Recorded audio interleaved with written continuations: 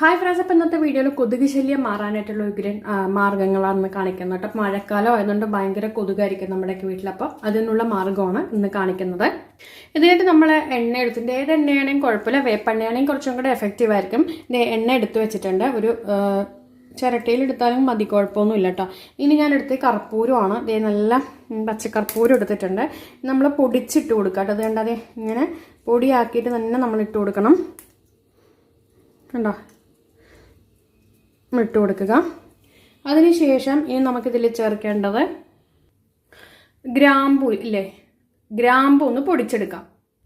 ഗ്രാമ്പ് പൊടിച്ച് നമ്മളത് ഡെയിലി നമ്മൾ 6 മണിയാകുമ്പോൾ ചെയ്യണേ, അല്ലാണ്ട് ഇത് എഫക്റ്റ് വെച്ചത് കൊണ്ട് കൊതുക് മൊത്തം ഇതാവില്ല, ആ ഒരു സമയത്ത് കൊതുക് ഉണ്ടാവില്ല കേട്ടോ. ഇത് നമ്മൾ വെക്കുന്ന സമയത്ത് കൊതുകിൻ്റെ ശല്യം ഉണ്ടാവില്ല. വൈകുന്നേരം ഒരു 4-5 മണിയാകുമ്പോൾ മഴക്കാലം ആയല്ലോ, വെച്ച് കഴിഞ്ഞ് കഴിഞ്ഞാൽ ഒരു 8 മണി വരെയൊക്കെ നമുക്കിത് ഇങ്ങനെ തിരി കത്തിച്ച് വെച്ച്, പ്രത്യേകിച്ച് വീടിൻ്റെ വാതിൽക്കൽ തിരി കത്തിച്ച് വെച്ച് നമുക്ക് കൊതുക് ഉള്ളിൽ കയറാണ്ട് നോക്കാം കേട്ടോ. ഇനി അടുത്ത് നമുക്കിത് ഇതിൽ കർപ്പൂരം ഇട്ട് നമ്മൾ ഇനി നമുക്കിത് വേണ്ട, ഇതിങ്ങനെ കത്തിച്ച് വെക്കാം. ചിരട്ട കത്താതെ സൂക്ഷിക്കണം, അല്ലെങ്കിൽ മൺചെരാതെ ഉണ്ടെങ്കിൽ അതിലും മതി. എൻ്റെ കയ്യിൽ ഇപ്പോൾ അതില്ലാത്തതുകൊണ്ട് അത് എടുത്തിട്ടോ. നിങ്ങൾ മൺചെരാതെ ചെയ്താൽ മതി. ഇനിയിപ്പോൾ കത്തിയെന്ന് പറഞ്ഞിട്ട് പറയാൻ നിൽക്കരുത്, അതുകൊണ്ടാണ്.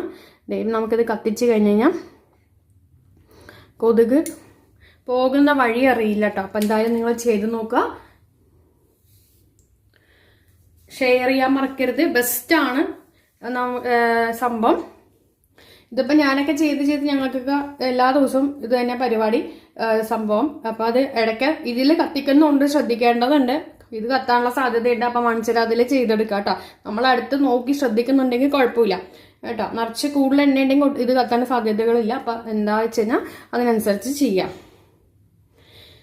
അപ്പോൾ ഈ എണ്ണ എന്ന് പറഞ്ഞാൽ ഡെയിലി നമ്മളതിൽ ഒഴിച്ചു കൊടുക്കേണ്ടി വരും. പിന്നെ അതുപോലെ തന്നെ കർപ്പൂരം ആണെങ്കിലും ഗ്രാമ്പും അത് അതിലിരുന്നോട്ടെ, എണ്ണ ഡെയിലി നമുക്ക് ഒഴിച്ചു കൊടുക്കേണ്ടി വരും കേട്ടോ.